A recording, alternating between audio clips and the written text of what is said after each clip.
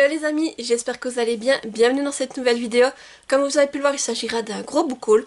C'est le dernier book haul de décembre que je vais vous présenter ici. Et disons que je profite de le tourner pendant que nous sommes encore en plein milieu des vlogmas. Car je me dis qu'après les vlogmas, j'ai envie de faire une petite pause. Alors je ne sais pas encore si vous aurez un vlog éventuellement pour Noël et un pour Nouvel An. Et je me dis, je préfère avoir quelques vidéos d'avance pour vraiment pouvoir vous les mettre au cas où. Donc voilà, donc soit vous l'aurez en janvier, soit vous l'aurez encore cette année, donc à voir quand je vous la mettrai. Mais j'ai envie de prendre une petite pause pendant les fêtes. Et comme ça, je profite également de tourner encore une ou deux vidéos d'avance. Et c'est vrai que les vlogmas en plus ça a été assez intense. Alors disons que là après j'ai envie d'être tranquille. Et aussi, je m'ai dit qu'éventuellement s'il y a les vlogs, ben, vous aurez quand même les vlogs, je vous les montrerai au fur et à mesure et je vous les mettrai pour que vous les ayez ben, soit après Noël si j'en fais un pour Noël, soit juste après Nouvel An. Et si c'est le cas que vous avez des vlogs, et bien cette vidéo passera pour le début d'année 2026. Voilà, donc vous verrez bien quand vous l'aurez. Et si des vlogs sont vraiment sortis, entre temps je vous les mettrai dans le petit i pour l'occasion. Voilà.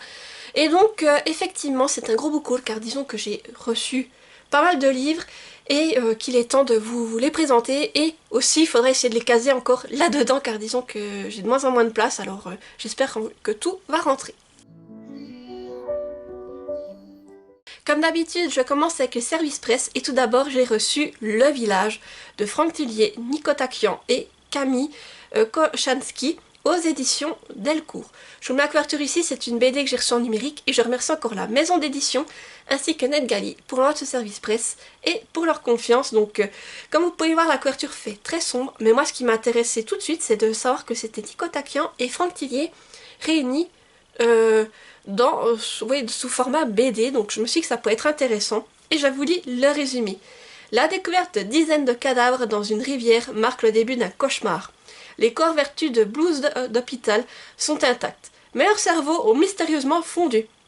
Une enquêtrice est entraînée dans un tourbillon de secrets où science, ésotérisme et terreur se croisent. Mais ce qu'elle découvre dépasse de loin l'horreur conventionnelle. Quelque chose d'ancien et d'inexplicable se tapit dans l'ombre. Un village capable de faire disparaître des populations entières, qui apparaît et disparaît à travers les âges, laissant derrière lui un sillage de mort. Voilà, donc ça va être très sombre, je peux vous le confirmer, car à l'heure actuelle j'ai déjà lu ce livre, plutôt cette BD, et disons que si le point lecture sort avant le book haul, je vous le mettrai également dans le petit, sinon sachez qu'il va arriver. Mais en tout cas, cette BD était vraiment intéressante à découvrir, et dans un univers, c'était vraiment très sombre également.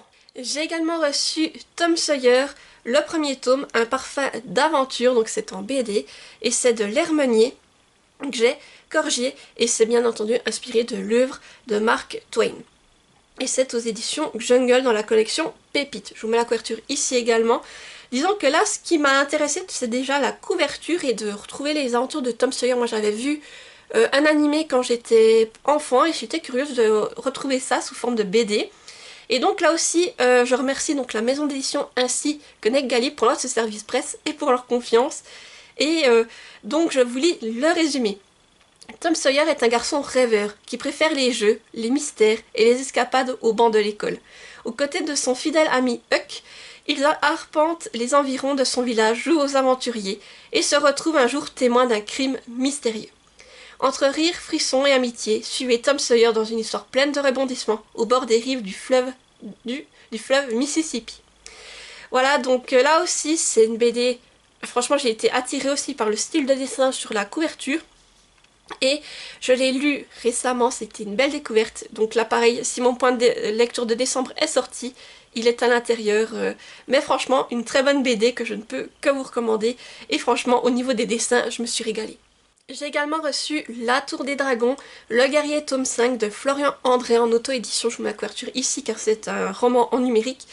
Et là, je remercie encore l'auteur pour sa confiance qu'il continue à m'accorder au fil des tomes de sa saga. Et pour rappel, ici on suit Robert. Dans notre monde, on va dire, il y a une espèce de portail qui s'est ouvert, qui relie au monde magique d'Elysium.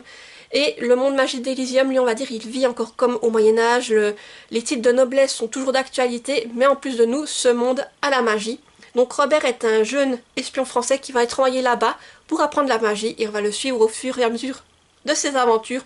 Tout d'abord en tant qu'élève à l'académie de la Tour des Dragons et maintenant depuis 2 tomes en tant que guerrier. Voilà.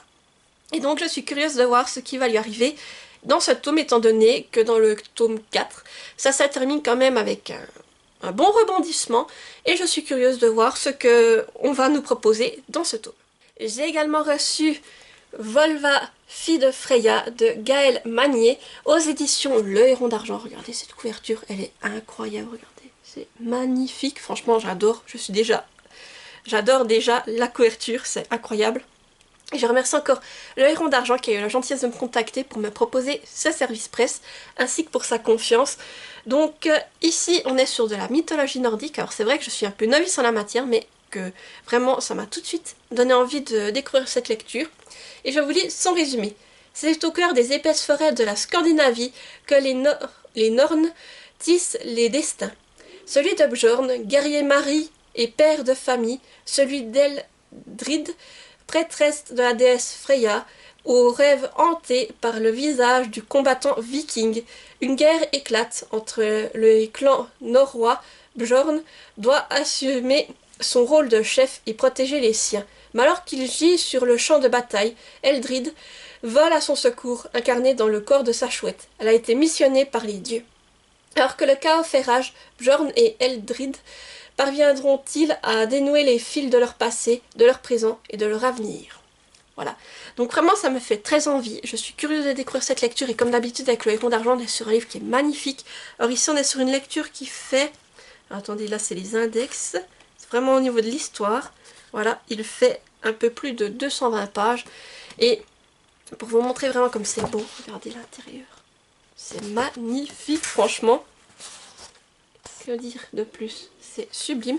Et au niveau des... Voilà, les entêtes de chapitre sont comme ça, avec des sapins dans la neige. C'est sublime. Et les bas de page aussi, vous avez... Voilà, vous retrouvez cette forêt enneigée. Je trouve ça juste magnifique. Et avec Le Héron d'Argent m'a envoyé un magnifique print. Regardez. Vraiment, c'est super beau. Et je me réjouis de découvrir cette lecture. En tout cas, je vais encore la lire en hiver pour être vraiment dans l'ambiance. Et franchement, elle me fait très envie. Donc encore merci au Héron d'Argent pour sa confiance. J'ai aussi reçu La Servante de l'Orque de Blackwood de Junie Bleuet aux éditions Poche Gaëlis Éditions. Voilà, je vous mets la couverture ici car je l'ai reçu en numérique et je remercie encore l'autrice pour sa confiance et pour l'envoi de service presse. Et je vous lis le résumé. Angleterre, 1812. Dans une auberge battue par les vents au cœur d'une lande aussi grise que son avenir, ouais, je sais pas comment on prononce, se débat entre les corvées, la rudesse des hommes, l'ombre de la solitude et le froid. Orpheline sans protection, elle apprend à se taire, à s'effacer et à survivre. Elle n'attendait plus rien de la vie jusqu'au jour où un inconnu franchit la porte, Lord Blackwood. Un prénom prononcé à mi-voix, une réputation sulfureuse, drapée de mystère, un regard sombre comme la guerre d'Espagne dont il revient. Il aurait pu passer son chemin, mais il s'arrête et d'un simple regard bouleverse le destin de Fer. Ce qu'il attend d'elle, elle l'ignore encore. Ce qu'elle ressent, une fascination dangereuse, douce et indécente. Mais dans l'ombre, veille un autre homme, Sir Galloway. Et bientôt, la jeune fille se retrouve prise dans un triangle où les désirs, les secrets et les blessures s'entrelacent. Dans ce monde fait d'apparence, tissé de passions inavouables, jusqu'où osera-t-elle aller pour enfin exister? Jusqu'où peut-on repousser nos limites lorsque l'on n'a rien à perdre? Donc voilà, nous sommes sur une romance historique, ça qui risque d'être un triangle amoureux, effectivement. Et disons que j'ai déjà lu une histoire de l'autrice qui avait été un gros coup de cœur. Alors je suis curieuse de découvrir une romance historique en Angleterre et en plus sous forme de triangle amoureux. Donc voilà, j'ai vraiment hâte de retrouver sa plume et de voir ce qu'elle nous propose avec cette lecture. J'ai également reçu M is for Monster de Talia Dutton aux éditions Delcourt dans la collection Why Wiz. Je vous mets la couverture ici car c'est une BD et je remercie la Maison des Sciences et Connect Gali pour notre service presse et pour leur confiance. Et là, disons que ce qui m'intéresse tout de suite, c'est la couverture, car j'ai tout de suite pensé à Frankenstein, et effectivement il me semble que nous sommes dans une réécriture de Frankenstein, sous format peut-être plus moderne et en BD. Donc je vous lis le résumé. Frances et Maura sont des jumelles inséparables depuis toujours. Une de leurs passions communes se trouve être les sciences. Alors que Maura décède d'un tragique accident, Frances n'a qu'une idée en tête, la ramener à la vie coûte que coûte. Après de nombreux échecs et beaucoup de larmes, un miracle se produit enfin. Frances nage dans le bonheur de retrouver sa sœur, mais le doute s'installe peu à peu. Est-ce vraiment Maura? Voilà. Donc effectivement, ça déjà le résumé m'attire, l'idée de savoir que c'est une réécriture entre guillemets de Frankenstein, et cette couverture me donnait très envie, donc je suis curieuse de découvrir ce récit et de pouvoir vous en reparler tout prochainement. J'ai aussi reçu Sombre et Son Ombre, le couloir des murmures de Greg Lorick, et c'est en auto-édition. Je vous mets la couverture ici car c'est un roman numérique, et je remercie encore l'auteur qui a eu la gentillesse de me contacter pour me proposer ce roman en service presse, et franchement je suis curieuse de le découvrir, donc je vous lis le résumé. Au cœur des montagnes, le pensionnat Graven impose sa discipline derrière de hauts murs de pierre. L'établissement semble parfaitement organisé, mais certains élèves disparaissent sans laisser de traces, et plus inquiétant encore, personne ne paraît se souvenir d'eux. Elena, nouvelle pensionnaire, remarque très vite l'atmosphère particulière qui règne dans les couloirs. La nuit, elle entend des murmures que les autres n'entendent pas. En cherchant à comprendre ce qui se passe réellement à Graven, elle se confronte à un secret enfoui depuis des décennies, où la mémoire et l'oubli jouent un rôle essentiel. Huis clos qui explore la frontière entre réalité et perception au rythme d'un mystère qui se resserre petit à petit. Donc voilà, moi ce qui m'a attiré tout de suite, c'est cette idée d'être dans ce pensionnat où il se passe des choses étranges et de découvrir ce qu'il se passait dans ce mystérieux pensionnat. Et donc c'est pour ça que j'ai accepté avec joie ce livre, et je suis vraiment curieuse de découvrir la plume de l'auteur et de voir où il va nous emmener avec cette histoire. Et le dernier service presse que j'ai reçu, il s'agit de L'Arbre et les Étoiles, le tome 1, le dernier livre de R.H. Wong, et c'est en auto-édition. Je vous mets la couverture ici car c'est un roman numérique. Et je remercie encore l'autrice qui m'a aussi contactée pour me proposer son livre et que j'ai accepté après avoir lu le résumé. Donc je vais vous le lire. Avant les génies, il y avait les IA. Avant les IA, Google. Avant Google, les académies savantes. Avant les académies savantes, les livres. Avant les livres, les écoles. Avant les écoles, il y avait les contes et les histoires. Et avant les histoires, il y avait les forêts. Une femme du 21e siècle se réveille 1000 ans dans le futur.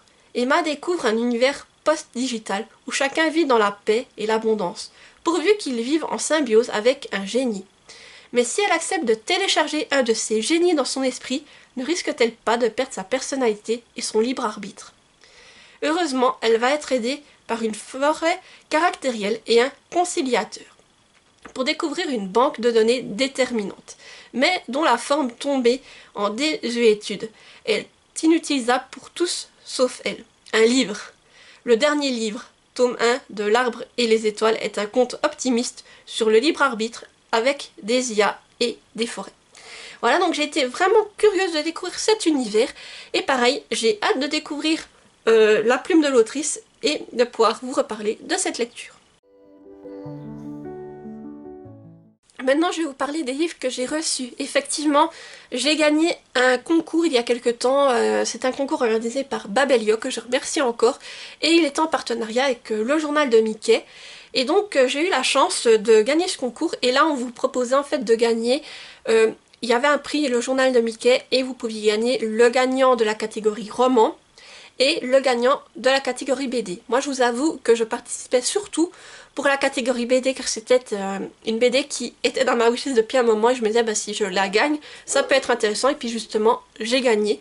J'ai donc gagné Les Licorniers, le premier tome, Graines de folie, de Victor Dixon et Gloria Marino, aux éditions Vent d'Ouest, voilà, en BD. Il est magnifique, et franchement, il me fait très envie.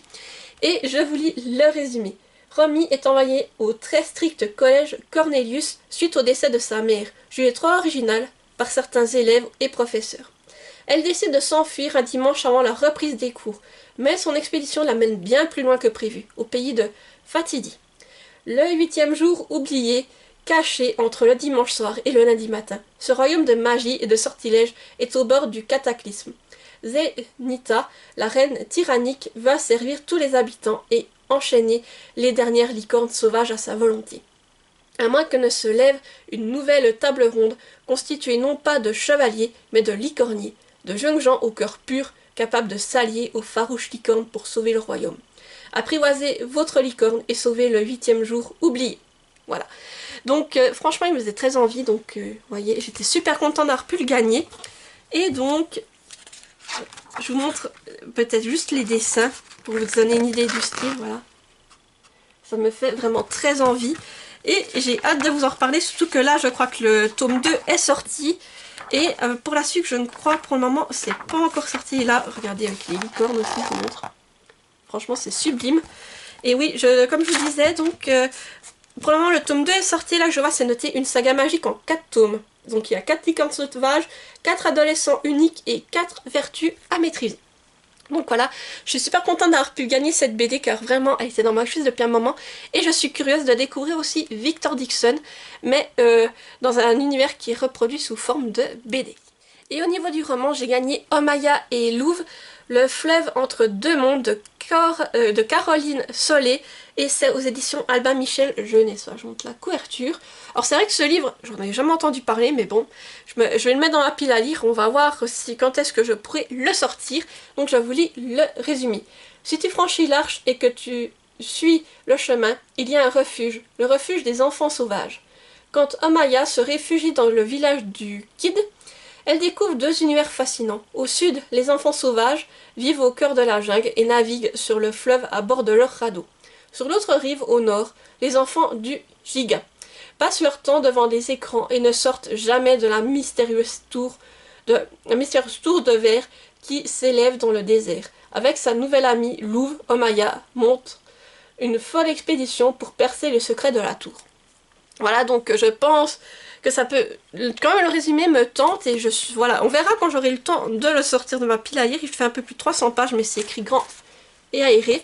Donc voilà, mais en tout cas, je pense que ça peut être intéressant et je pense qu'il y a quand même une critique un peu de notre société là derrière. Mais à voir quand j'aurai le temps de le découvrir. Et avec ces 2 lectures, j'ai reçu également un exemplaire du journal de Mickey. Voilà, donc c'est toujours sympathique. En plus, on retrouve là, je pense qu'il y aura une histoire avec Picsou, donc... Voilà, ça peut toujours être intéressant, c'est toujours des petites BD sympathiques et il faudra que je le lise. Essayez de le lire peut-être pendant les vacances de Noël. Et en plus, je pense qu'il y aura des jeux à l'intérieur, donc ça peut être vraiment intéressant. Donc encore merci Babelia et le journal de Mickey pour ce super concours. On va maintenant passer au livre que j'ai trouvé en boîte à livres. Et tout d'abord, je me suis pris La valse des âmes de Bernard Werber aux éditions Albin Michel. Voilà, je vous montre la couverture. Alors c'est un auteur que j'ai jamais lu, mais j'ai été attirée tout de suite par ses couvertures avec l'ange, et je me suis dit ouais, alors on va voir le résumé, et si ça me tente, j'embarque. En plus c'est le grand format, il est en assez bon état, donc je me suis dit ouais, pourquoi pas. Donc voici le résumé. C'est une histoire d'amour qui a commencé il y a 120 000 ans. Eugénie Toledano et son âme sœur se sont retrouvées vie après vie, mais à chaque fois les forces de l'obscurantisme les ont séparées. De nos jours, alors que le monde est de plus que jamais bouleversé, Eugénie espère enfin pouvoir vivre cet amour. Pour cela, et afin d'empêcher l'humanité de sombrer dans le chaos, il lui faudra retourner dans ses vies antérieures chercher les clés du présent. Voilà, donc effectivement je suis curieuse de découvrir la plume de cet auteur, et disons que là en plus on nous parle d'âmes sœurs qui ont voyagé à travers les époques, donc je me dis que ça peut être intéressant. C'est une lecture qui fait, il est quand même assez grand, il fait plus de 600 pages, mais c'est écrit vraiment assez grand et assez aéré, donc voilà, un livre que je suis curieuse de découvrir et que vraiment, je pense que j'aurais jamais lu cet auteur si je ne l'avais pas trouvé en boîte à livres. J'ai également trouvé un livre dont le titre m'a immédiatement parlé. Il s'agit de Cendrillon et moi, la belle-mère parle enfin, de Daniel Teller aux éditions Pocket. Voilà, je vous montre la couverture et franchement quand j'ai lu le résumé je me suis dit ah pourquoi pas, et il a fini avec moi. C'est la marâtre la plus détestée de l'histoire, celle dont on parle pour faire peur aux enfants désobéissants. Mais qui sait que la belle-mère de Cendrillon s'appelle en réalité Agnès, qu'elle a passé sa jeunesse à trimer comme bonne à tout faire, qu'elle a dû se battre comme une lionne pour accéder à un monde qui n'était pas le sien, que son époux était alcoolique, et que sa belle-fille, petite princesse au peton si délicat, est en réalité fort capricieuse. Agnès n'en peut plus des sornettes autour des pantoufles, des princes charmants et des citrouilles. Elle est bien décidée à rétablir la vérité, quitte à égratigner quelque peu la version officielle. Donc effectivement, une histoire sur la belle-mère de Cendrillon, son histoire, et disons que qui risque de bouleverser le conte que l'on connaît, donc je me dis effectivement j'ai envie d'en apprendre plus à ce sujet, et voilà, c'est une lecture que j'ai très envie de découvrir. C'est un livre qui fait un peu plus de 430 pages, bon, il est écrit voilà, standard, c'est assez serré, mais à voir, mais je pense que franchement, une réécriture de Cendrillon, mais du point de vue de la belle-mère, il y a vraiment tout ce qu'il faut pour me plaire. J'ai également trouvé Tout le bleu du ciel de Melissa d'Acosta aux éditions Le Livre de Poche. Je vous montre la couverture. Melissa d'Acosta, c'est une autrice dont j'ai beaucoup entendu parler. Et quand j'ai vu qu'il y en avait un justement dans la boîte à livres, je me suis dit, ben je l'embarque, même si c'est une belle bricasse. Mais je suis curieuse de découvrir la plume de cette autrice parce que je crois que c'est assez touchant au niveau de ses écrits. Et j'ai envie de me faire un avis à son sujet. Donc, je vous lis le résumé. Petiteannonce.fr, jeune homme de 26 ans, condamné par un Alzheimer précoce, souhaite prendre le large pour un ultime voyage. Recherche compagne d'aventure pour partager avec moi ce dernier périple. Émile n'a plus beaucoup de temps à vivre. Il a décidé de fuir l'hôpital, la compassion de sa famille et de ses amis.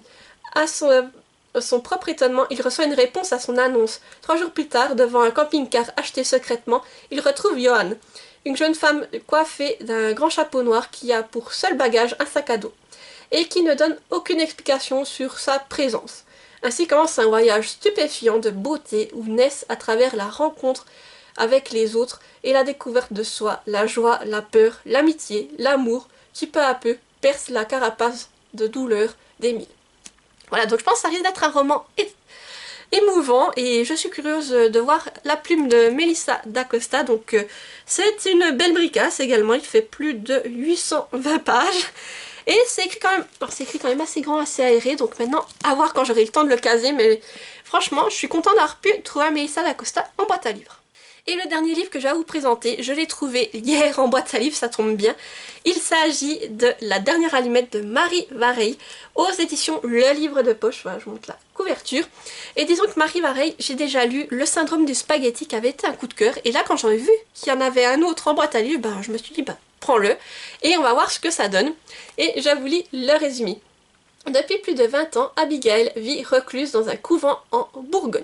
Sa vie d'avant, elle l'a en grande partie oubliée. Elle est même incapable de se rappeler l'événement qui a fait basculer sa destinée et l'a poussée à se retirer du monde. De loin, elle observe la vie parisienne de Gabriel, son grand frère, dont la brillante carrière d'artiste et l'imaginaire rempli de poésie sont encensés par la critique. Mais le jour où il rencontre la lumineuse Zoé et tombe sous son charme, Abigail ne peut s'empêcher de trembler, car elle seule connaît vraiment son frère. Donc oui, là aussi, je pense que ça risque d'être un récit poignant, à mon avis, et je suis curieuse de retrouver la plume de Marie Vareille. Alors moi, je sais que le syndrome du spaghetti, c'était plus jeunesse, et de là, voir ce que ça donne dans un style plus adulte. Et là, on est sur une lecture, alors c'est déjà plus court, il fait un peu plus de 320 pages, et c'est écrit quand même, alors c'est une écriture standard, mais assez serrée, et franchement, voilà, à voir quand est-ce que je pourrais me le caser, mais en tout cas, heureuse d'avoir pu retrouver un livre de Marie Vareille. On arrive bientôt au bout de cette vidéo et là je vais vous présenter les livres que j'ai achetés, mais sur tous ceux que je vais vous présenter, ce sont tous des livres que j'ai achetés d'occasion. Donc le premier, on a été au Leclerc avec Chérie, l'espace culturel Leclerc, et disons que là il y avait un énorme rayon de livres d'occasion. J'ai été farfouillée dedans et j'ai trouvé Pour une seconde hors de l'eau de Jessica Motron et ça aux éditions L'Alsacienne indépendante. Voilà, je vous montre la couverture qui est magnifique. Et ce livre, disons qu'il était dans ma wishlist. Alors je me suis dit, mais génial de pouvoir le trouver comme ça là-dedans. Et en plus, comme ça, ben, je pourrais l'avoir vraiment en papier parce que je pensais me le procurer en numérique. Et comme ça, ben, j'aurai sa version papier que je trouve déjà magnifique. Et vous pouvez vous en douter, ce qui m'a tout de suite attiré là-dedans, c'est le monsieur Sirène. Donc je vous lis le résumé. Ezra, triton séducteur et arrogant, rêve de parcourir le monde des hommes. Axel, jeune fille brisée, se noie dans une phobie sociale et des angoisses intolérables. Le soir où Ezra sauve Axel, leur vie bascule, plongée au cœur de cette réécriture contemporaine du conte de la petite sirène. Donc en plus on est sur une réécriture de la petite sirène, il y a tout pour me plaire. Et franchement je suis curieuse de découvrir cette histoire. Donc là nous sommes sur un livre qui fait plus de 530 pages. Et c'est écrit, alors, je trouve c'est écrit, l'écriture est quand même assez petite et assez serrée, mais après, voilà, à voir comment ça va se lire. Mais vraiment, je suis curieuse de pouvoir découvrir cette histoire, surtout que comme je vous dis, elle me faisait très envie et j'adore, mais la couve, regardez-moi cette beauté. J'adore et j'ai hâte et je pense que, étant donné la couverture, ce serait une lecture qui se lira parfaitement en été. Et sinon, on s'est rendu il y a quelques temps à Emmaüs avec mon chéri. C'est vrai qu'on a un Emmaüs tout près de chez nous, mais on n'y est jamais allé. Puis un jour, par hasard, sur Facebook, j'ai vu des photos de ce qu'il y avait à Emmaüs et je suis tombée sur le coin livre et je me suis dit, mais c'est vraiment super grand. Et j'ai dit à chérie, mais faut qu'on aille y faire un tour. Moi, j'ai envie d'aller voir ce qu'il y a dans les livres et toi, tu pourras peut-être trouver des choses qui t'intéressent. Et effectivement, on y a été. Et la première trouvaille que j'ai faite, c'est j'ai trouvé pour un ami le tout dernier Hunger Games, donc le préquel sur Emmix, qui était là. C'est un livre qui est sorti cette année, faut se dire, et j'ai regardé le prix qu'il était, je me suis dit, ben, j'ai mon ami qui est en train de lire la saga Hunger Games, ben, je lui prends. Et franchement, j'ai été déjà surprisement bien de trouver ce livre chez Emmaüs en parfait état. Donc vraiment une bonne surprise, et pour moi. Après j'ai fait d'autres découvertes, en fait que j'ai trouvé 3 tomes d'Alice et vraiment à des prix très corrects. Alors le premier tome que j'ai trouvé c'est Alice et le fantôme de la crique de Caroline Quinn. C'est chez Hachette dans la collection Bibliothèque verte. Voilà, je vous montre la couverture et le résumé. Donc lors des nuits de tempête, une ombre hante la crique du poltron. Est-ce le fantôme de Carl Braden, disparu en mer depuis plusieurs mois? Le corps de l'ingénieur n'a jamais été retrouvé. Il n'en faut pas plus aux esprits crédules pour s'imaginer les choses. Mais Alice ne croit pas aux fantômes. Lorsqu'on l'appelle à l'aide, elle n'hésite pas. Voilà, donc une histoire avec un fantôme, franchement, tout ce qu'il faut pour me donner envie. Là en plus les Alice, c'est des lectures qui font environ 200 pages, c'est écrit assez grand, assez aéré, puis il y avait des fois des illustrations à l'intérieur. Bien sûr, je vais pas vous en trouver, c'est comme d'habitude, mais oui, je sais que certains étaient... Ah, ici. Voilà, il y avait des illustrations en plus à l'intérieur, donc voilà, comme ça me permet de compléter ma collection d'Alice. J'ai également trouvé Alice et la Dame à la lanterne, donc toujours de Caroline Quinn, aux éditions Hachette. Je vous montre la couverture. Et je vous lis le résumé. Engagée comme bénévole dans un village musée, Alice et ses amis découvrent la vie passionnante des pionniers du siècle passé, mais elle découvre aussi une mystérieuse dame à la lanterne qui hante les lieux. Qui est ce fantôme qui fait fuir les touristes à chacune de ses apparitions? Alice se jure bien de retrouver la réponse. Donc là aussi, un fantôme qui semble... Un peu ça me fait penser à Scooby-Doo, j'ai envie de dire, c'est pour ça que je les ai pris, mais j'ai envie de découvrir ces enquêtes. Donc là pareil, il est un peu plus petit, il fait moins de 200 pages celui-ci. Et toujours pareil avec des illustrations. Faut juste que j'en trouve, mais là j'en trouve pas. Mais curieuse de le découvrir. Et le tout dernier, franchement, quand je l'ai vu, je l'ai pris. Parce que je vous parlais... Je sais pas si je vous l'ai déjà dit, mais j'adore les livres où il y a des oiseaux, des perroquets, tout ça. Et là j'ai vu cette couverture. Je me suis dit bon ben, go. Il s'agit d'Alice à la réserve des oiseaux. Voilà, et la couverture, j'adore. Et je vous lis le résumé. Qui aurait imaginé que défendre les intérêts d'un propriétaire de zoo pût être si dangereux? Depuis que Monsieur Roy, le père d'Alice, a accepté de prendre en charge l'affaire Thurston, les signes inquiétants se multiplient. Menaces téléphoniques, épidémies mystérieuses et morts en série des animaux du zoo. C'est plus qu'il n'en faut pour lancer Alice dans une aventure pleine de dangers. Voilà. Donc vraiment, je suis curieuse aussi de le découvrir. Celui-là, combien fait-il de pages? Il fait, oui, un peu plus de 180 pages. Et là, pareil, c'est toujours écrit grand aéré. Et voilà, du coup, ça fait 3 nouveaux tomes d'Alice à ajouter dans ma pile à lire. Et voilà, j'arrive au bout de ce book haul. J'espère qu'il vous aura plu. N'hésitez pas à me dire en commentaire si vous avez lu certains de ces livres et ce que vous en avez pensé. Ça me donnera peut-être envie de les sortir plus vite de ma pile à lire. Et n'hésitez pas non plus à me dire quels ont été vos derniers achats.